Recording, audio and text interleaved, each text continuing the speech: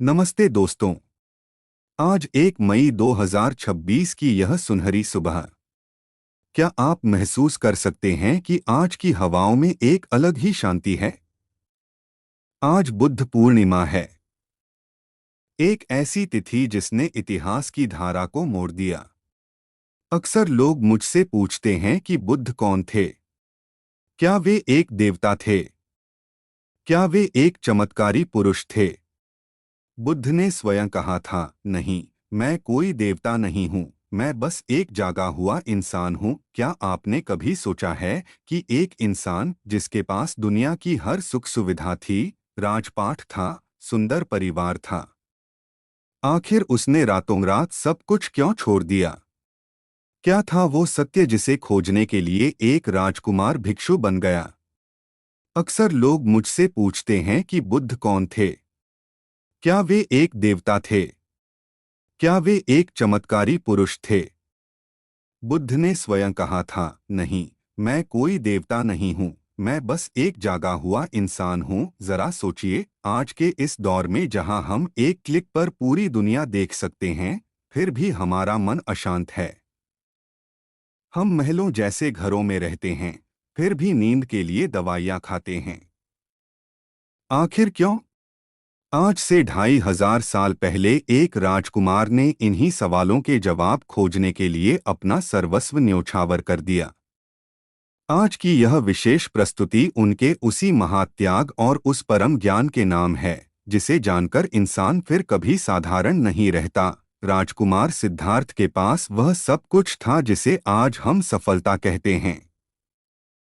सुंदर पत्नी यशोधरा, नवजात पुत्र राहुल और एक ऐसा राज्य जहां कभी अभाव नहीं था। लेकिन उनके भीतर एक प्रश्न निरंतर गूंज रहा था, क्या यह सुख स्थायी है? जब उन्होंने उस वृद्ध, रोगी और शव को देखा तो उन्हें एहसास हुआ कि यौवन, स्वास्थ्य और जीवन, ये सब रेत की तरह हाथों से फिसल जाने वाले हैं। उसी क्षण उनके भीतर वैराग्य का जन्म हुआ। वह त्याग कोई पलायन नहीं था, बल्कि वह सत्य की एक वैज्ञानिक खोज थी।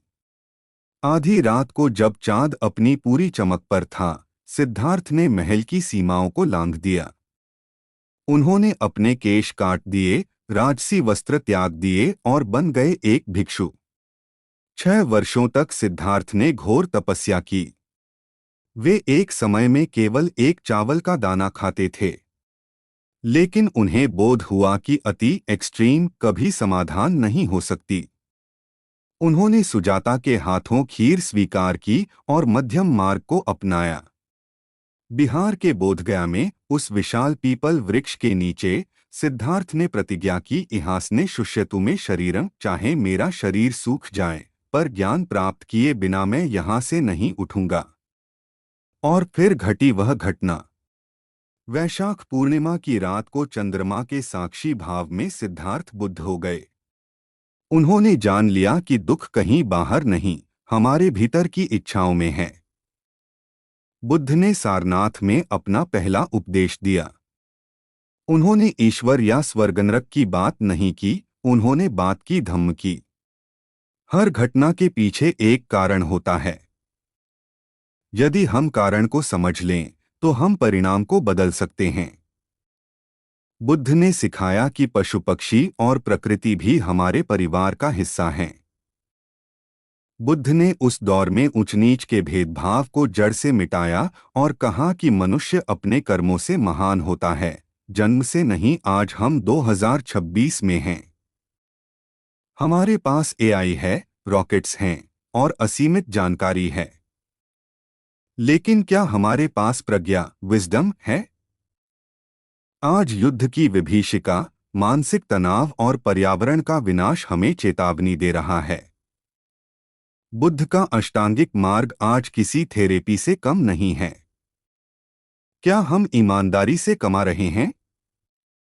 क्या हम सजग हैं कि हम क्या सोच रहे हैं? बुद्ध की शिक्षाएं आज के कॉरपोरेट जगत से लेकर एक छोटे विद्यार्थी तक सबके लिए सफलता का मूल मंत्र हैं।